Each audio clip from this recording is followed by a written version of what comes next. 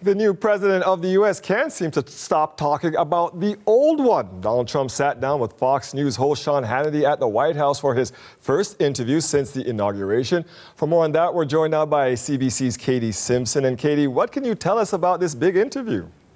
We're expecting it to be quite wide-ranging. Some of the excerpts that have already been released, or some of the clips that have already been released, have Donald Trump reflecting on the return to the White House, talking about how he thinks the policies that the Democrats ran on are not very successful, and that he thinks it's quite special that he was elected in non-consecutive terms. But what is certainly making the most news in this moment is sort of a teaser clip that Fox released earlier this afternoon. Have a listen. Joe Biden ran and said he would never do preemptive pardons. It was an issue that came up when you were leaving your first time. He heard that I was going to do it. I didn't want to do it. I was given the option. They said, sir, would you like to pardon everybody, including yourself? I said, I'm not going to pardon anybody. We didn't do anything wrong. And we had people that suffered. They're incredible patriots. We had people that suffered. You had Bannon put in jail. You had Peter Navarro put in jail.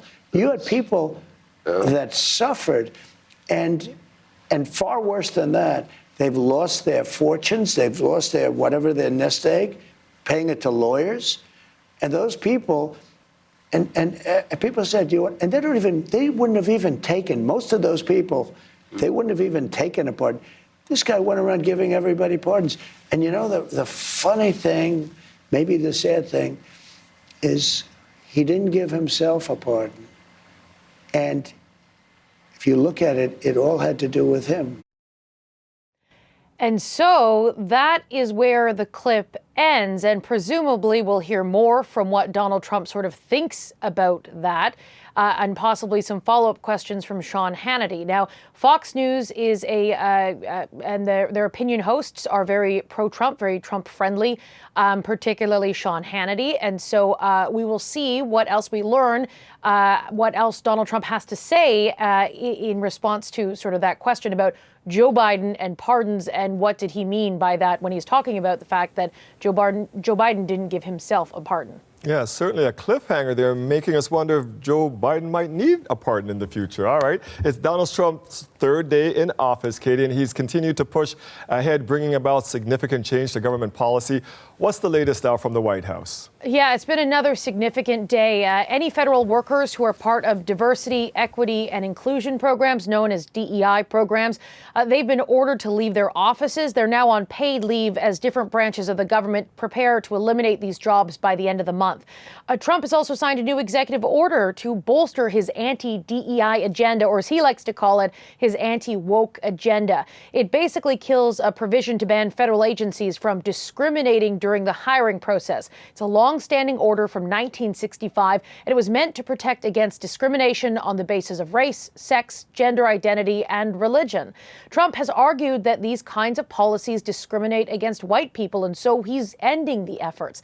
He's also ordered additional American soldiers to the southern border as part of the crackdown on migrants trying to enter the U.S. The new Trump administration has also halted a plan to bring as many as 10,000 approved refugees into the country.